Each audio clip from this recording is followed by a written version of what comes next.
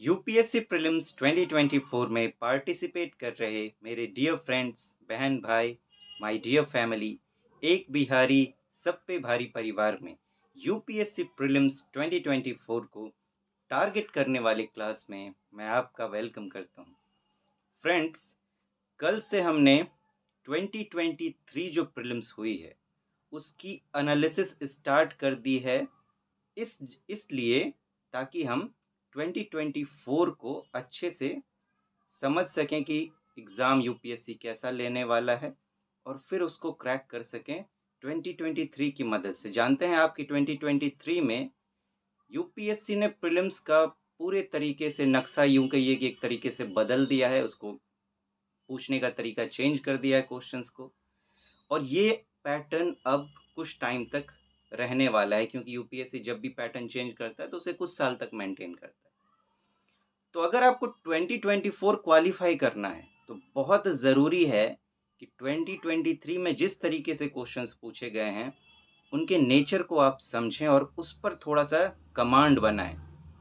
इसी को ध्यान में रखते हुए, जैसा कि मैंने आपसे कहा था, यूपीएससी कितने तरीके के क्वेश्चंस पूछता है? ऑलमोस्ट 4 टाइप्स के। एक होते हैं ऐसे जो सिंगल स्टेटमेंट क्वेश्चंस होते हैं, इसमें एक एक option A B C D करके दिया रहेगा। और कुछ होते हैं डबल स्टेटमेंट बेस्ड क्वेश्चन, कुछ होते हैं 3 स्टेटमेंट वाले, और कुछ 4 और उससे ज़्यादा। तो हर क्वेश्चन के नेचर को हमें समझना है कि किस तरीके के यूपीएससी क्वेश्चन पूछता है और उनसे आप निपटेंगे कैसे, कैसे उनको सॉल्व करेंगे। तो इस सीरीज पर अब हम लोग बात करेंगे, ताकि अगर आप 2024 में बैठ रहे हैं प्रीलिम्स में, तो एक ऐसी मैं मदद कर सकूं आपकी कि जो भी आपकी तैयारी है उसमें आपके मार्क्स इन्हांस हो सकें, ज़्यादा आ सके, और जो भी अपनी तैयारी के साथ आप करने जा रहे थे उसमें भी आप बेटर परफॉर्म कर सकें। इसीलिए जो भी मैं बातें करूं आपके क्लासेस में, उसे आप कोशिश करें कि बहुत ध्यान से सुनें। ये मैं अपने लिए नहीं कह रहा हूं, आप चाहें तो मेरे वीडियोस को उठा के कचरे के डब्बे में भी डाल सकते हैं, लेकिन अगर सुने तो मैं रिक्वेस्ट करूंगा कि प्लीज़ ध्यान से सुने, वरना ना सुने। फ्रेंड्स, आपको याद होगा कि कल जो मैंने एक क्वेश्चन लिया था, तो उसका जो तरीका मैंने आपको सॉल्व करने का बताया था कि अगर, अभी हम लोग सिंगल स्टेटमेंट वाले क्वेश्चन पर बात कर रहे हैं, कि अगर कोई खास वर्ड यूपीएससी देता है क्वेश्चन में तो उसका आंसर भी खास होगा। ये एक स्किल का पार्ट है सिंगल स्टेटमेंट वाले क्वेश्चन में, इसे आप ध्यान में रखेंगे। उसको एक बार से रिवाइज करते हैं दूसरे क्वेश्चन के साथ में कि जो मैंने कहा था वो सच है या नहीं। चेक करना बहुत ज़रूरी है। ऐसे आपको विश्वास किसी पर भी नहीं करना चाहिए, क्योंकि आपकी ज़िंदगी का सवाल है, करियर का सवाल है। उसी बेस पर मैंने आपसे कहा था, हम लोग सेट डी पर बात कर रहे हैं क्वेश्चंस की। मैंने आपसे कहा था कि मेरे पास सेट डी है, आप भी इसे डाउनलोड कर लेंगे तो बेटर होगा। तो उसमें मैंने बात की थी, अब उसी के बेस पर सेम टू सेम एक दूसरा क्वेश्चन है, क्वेश्चन नंबर 17। आपको याद होगा कि कल मैंने बताया था आपसे, वहां था कि बीटा, एक टर्म लिया गया था बीटा, और उसके बारे में पूछा गया था वो है क्या। यहाँ देखिए लिया गया है वोल्बाचिया मेथड। इस पर बाद में बात करेंगे, पहले इस पर बात करते हैं। वोल्बाचिया मेथड, इसके बारे में पूछा गया है कि Wolbachia method is sometimes talked about with reference to which one of the following. अब जो हमने तरीका ढूंढा था कि एक खास वर्ड और एक खास आंसर, वो देखते हैं उससे इसका आंसर निकलता है या नहीं। वोल्बाचिया मेथड एक खास मेथड है।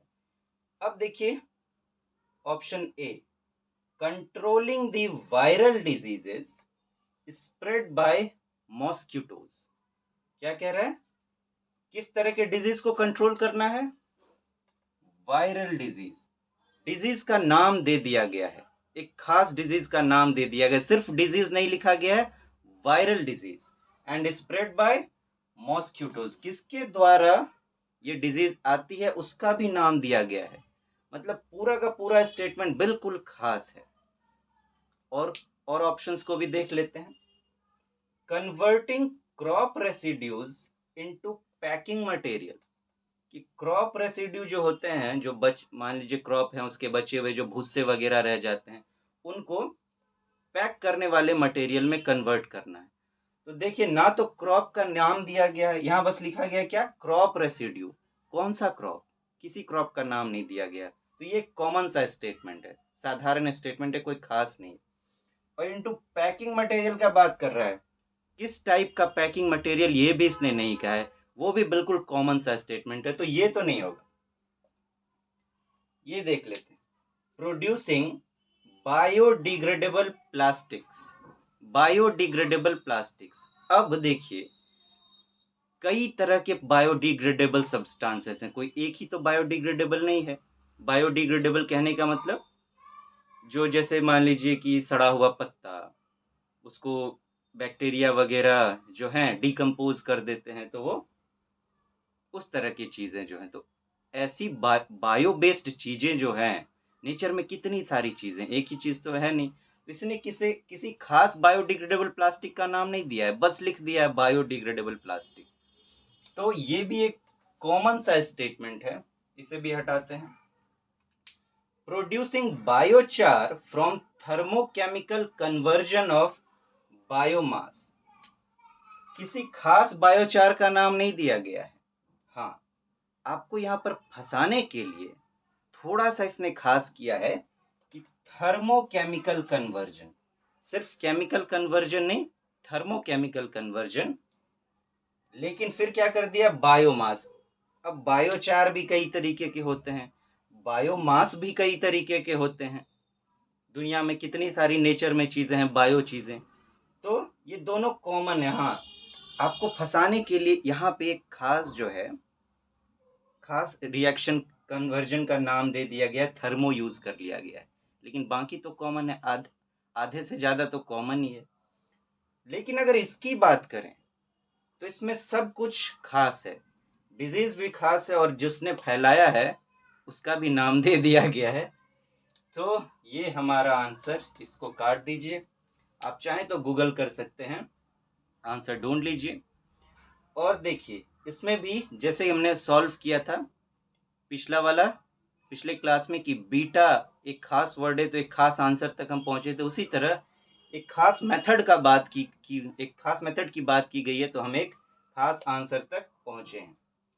तो अगर प्रीलिम्स एग्जाम में जब आप बैठें तो इस तरह के अगर क्वेश्चंस आते हैं कि किसी खास वर्ड का इस्तेमाल किया गया है, और इस तरीके से देखिए ब्रैकेट के अंदर उसको रखा गया और ना भी रखा गया हो, लेकिन अगर क्वेश्चन पढ़ के लगे आपको सिंगल स्टेटमेंट वाले में कि किसी खास वर्ड का इस्तेमाल किया गया है, तो आप इस स्किल का प्रयोग करें, वहां पर ऐसा स्टेटमेंट कोई ढूंढें जिसमें सब कुछ खास हो, तो और वही आपका आंसर होना चाहिए।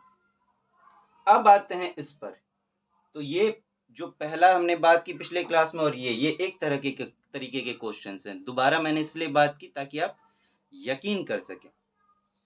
अब देखिए इस पर बात करते हैं, ये दूसरे टाइप का क्वेश्चन है, 2023 प्रीलिम्स सेट डी में क्वेश्चन नंबर 8 है ये। Which one of the following countries has been suffering from decades of civil strife and food shortages and was in news in the recent past for its very severe famine? और 4 जगह के नाम दिए गए हैं। Question क्या है कि इसमें से कौन सा country, Angola, Costa Rica, Ecuador, Somalia, civil strike मतलब लोगों में झड़प होती रहती है, झगड़े होते रहते हैं, इससे कई दशकों से पीड़ित है, और साथ ही यहाँ पर खाने की प्रॉब्लम बनी हुई है, शॉर्टेज बनी हुई है, और अभी ये न्यूज़ में था किस लिए, अकाल पड़ा हुआ था, यहाँ पर बहुत भयंकर अकाल आया हुआ था। तो ये बातें हैं। अब देखिए इस तरीके के जो क्वेश्चंस आएंगे प्रीलिम्स में, जिसमें कि उस जगह का नाम दिया गया होगा और उससे संबंधित एक स्टेटमेंट दिया गया और पूछा जाए कि उससे कौन सा जगह संबंधित है, तो इसमें आपको क्या करना है, देखिए ध्यान से सुनिएगा। ऐसे क्वेश्चंस में जो है यूपीएससी जो जो जगह न्यूज़ में रहते हैं किसी खास रीजंस की वजह से, उन पर क्वेश्चन पूछता है यूपीएससी, ठीक है। तो ऐसे में जो यूपीएससी के माइंड को जरा मैं समझाने की आपको कोशिश करता हूँ कि इसमें करता क्या है। यूपीएससी करता ये है कि वो ऑप्शन में कोई एक ऐसा ऑप्शन देगा जो अक्सर चर्चा में रहता है और उसके बारे में आपको पता होगा। यहाँ पर देखिए, ये जो है, ये अगर मैं आपसे कहूँ, आप कहेंगे कि मुझे तब तो सारे जगह के बारे में पता होना चाहिए। इस तरह के जो क्वेश्चंस हैं, उसमें आपको किस तरीके से डील करना है, वो ये कि आप क्या करें, इसमें जो चीज़ें दी गई हैं, जिस तरीके नेचर बताए गए हैं, जैसे सिविल स्ट्राइफ कि लोगों में झगड़े होते रहते हैं, खाने की कमी बनी हुई होती है और अकाल पड़ा हुआ है। अब देखिए ऑप्शन में ऐसा कौन-सा जगह है जहाँ ये सब होने की संभावना है? इस बेस पर नहीं कि न्यूज़ में आपने पढ़ा था या नहीं पढ़ा था, उस बेस पर नहीं, भूल जाइए, पढ़ा था या नहीं पढ़ा था। इस बेस पर कि ऐसा कौन-सा जगह हो सकता है, अगर आप समझ के आधार पर सॉल्व करने की कोशिश करें कि ऐसा कौन-सा जगह पे हो सकता है, जहाँ पे खाने की कमी हो सकती है, अकाल पड़ सकता है। अगर मैं बात करूँ तो ज्योग्राफी से लिया गया क्वेश्चन है करंट का, लेकिन ज्योग्राफी से संबंधित है। तो ऐसा नहीं हो सकता कि जहाँ पे बारिश ना पड़ती हो, बहुत सूखा रहता हो, कोई ऐसा जगह होगा। अगर ऐसा जगह हो तो वहाँ पे खेती अच्छे से नहीं हो सकती। खेती अच्छे से नहीं होगी तो वहाँ पे फूड शॉर्टेज होगा ही होगा। और अगर लोगों का पेट ही नहीं भरेगा, तो लोग आपस में झगड़े करेंगे ही। जो भी चीज़ें दिखाई देंगी, एक पर 100 लोग टूट पड़ेंगे, झगड़े करेंगे ही। और फिर ऐसे जगह पे क्या-क्या चीज़ें होंगी। तो इस तरीके से सोचना पड़ेगा आपको और फिर जाके आपको देखना है कि कौन-सा ऑप्शन ऐसा है जहाँ ये चीज़ें संभव है। तो इस तरीके से आप सॉल्व करेंगे ऐसे क्वेश्चंस को। और यकीन मानिए कि जब ऐसा क्वेश्चन यूपीएससी पूछेगा तो उसमें जो आंसर होगा ऑप्शन में, वो कोई ऐसा जगह होगा जिसके बारे में आप अक्सर पढ़ते होंगे, सुनते होंगे, सेम स्टेटमेंट के साथ नहीं, लेकिन कुछ चीज़ें उसके बारे में सुनते होंगे और आप अंदाज़ लगा सकते हैं। जैसे इसकी मैं बात करूँ, जो भी मैंने बात की, अब क्या-क्या दिया हुआ है, Angola, Costa Rica, Ecuador, Somalia. हो सकता है कि इसमें से अंगोला, कोस्टा रिका, इक्वाडोर के बारे में आपने ना पढ़ा हो, लेकिन सोमालिया का नाम आप अक्सर सुनते हुए रहते हैं।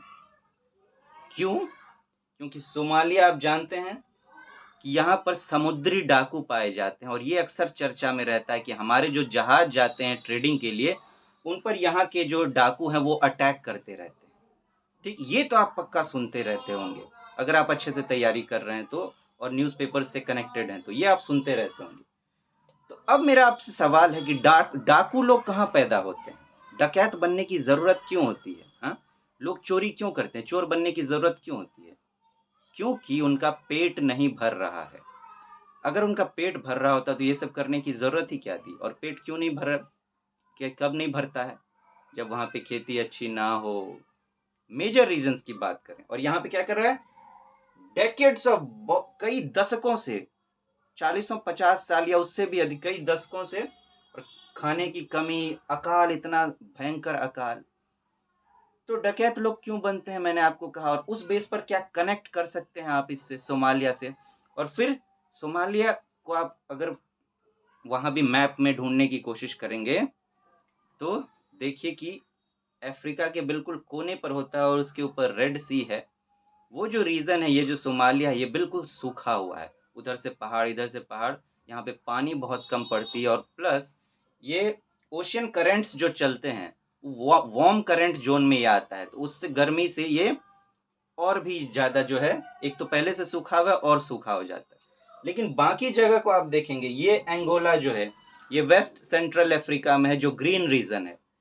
ये दोनों जो हैं सेंट्रल अमेरिका में पाए जाते हैं, जो कि समुद्र के किनारे हैं। यहाँ पे साइक्लोन, तूफान, बाढ़ सब कुछ आते रहते हैं। यहाँ तो भयंकर वर्षा होती है और बहुत, यहाँ पे जब वर्षा होगी, रेन होगा, तो ऑब्वियस सी बात है कि वहाँ खेती भी अच्छी होगी। तो इस अगर देखेंगे तो ये आप ना पढ़ते हो, लेकिन सोमालिया को आप पढ़ते होंगे और उसी से आपको कनेक्ट कर लेना है। और वो इसी तरीके से पूछेगा यूपीएससी कि आपको पता हो, आप कनेक्ट कर सकते हैं। आप देखिए, यहाँ समुद्री डाकू पाए जाते हैं। आप डाकू से इस चीज़ों को कनेक्ट कर सकते हैं कि नहीं? झगड़े हमेशा, खाने की कमी, अकाल, और इस तरीके से आप आंसर तक पहुँच सकते हैं। तो जो जगह वाले क्वेश्चन हों, वहाँ पर आप क्या करिए कि देख लीजिए कि स्टेटमेंट में क्या-क्या चीज़ें दी गई हैं। जैसे यहाँ पर क्या-क्या दी गई थी? लोगों में झड़प, अकाल, खाने की कमी। अब इस बेस पर देखिए, जब इसको आप ढूँढ लें, इस बेस पर देखिए कि ऑप्शन में से कौन-सा ऐसा जगह है, उसको मैप में ढूँढने की कोशिश करिए या देखिए कि आपने कभी सुना हो कुछ, जहाँ पे ये चीज़ें संभव है। जो आपको अच्छे से दिखाई देता होगा न्यूज़ में ना, उसी के बारे में सोचने की कोशिश कीजिए। बाकियों के बारे में अगर ना भी पता हो, तो इतना डरने की आवश्यकता नहीं है। आप सही तरीके से जा रहे हैं और अगर सही तरीके से जा रहे हैं तो आंसर सही होगा, यकीन रखिए यहाँ। तो इस तरीके से आपको ऐसे क्वेश्चंस में आंसर ढूँढने की कोशिश करनी चाहिए। तो एक इस तरह के क्वेश्चंस आएँगे आपको जगह बेस्ड पर। अब अगली क्लास में फ्रेंड्स हम लोग और तरीके के क्वेश्चंस देखेंगे। पहले सिंगल स्टेटमेंट वाले समझ लेते हैं, फिर डबल, ट्रिपल और उसके ऊपर जो है और सारे तरीकों से कैसे आप निपटेंगे, उसे भी समझने की कोशिश करेंगे। यहाँ मैं जो बात कर रहा हूँ, वो नॉलेज के बेस पर कोई भी क्वेश्चन सॉल्व करने की बात नहीं कर रहा हूँ। जो आपने पढ़ा है उस बेस पर जो आप कर सकेंगे, कर सकेंगे। मैं यहाँ उस तरीके की बात करूँगा कि अगर आपका ना भी पढ़ा हुआ है, तब भी आप कैसे सॉल्व कर पाएँगे। प्लस जो आपका पढ़ा हुआ भी है, उसमें भी कई बार कन्फ्यूजन होता है, तो वो कन्फ्यूजन ना रह जाए, आप किस तरीके से जाएँ कि 100% कॉन्फिडेंस के साथ उसे भी सॉल्व कर सकें।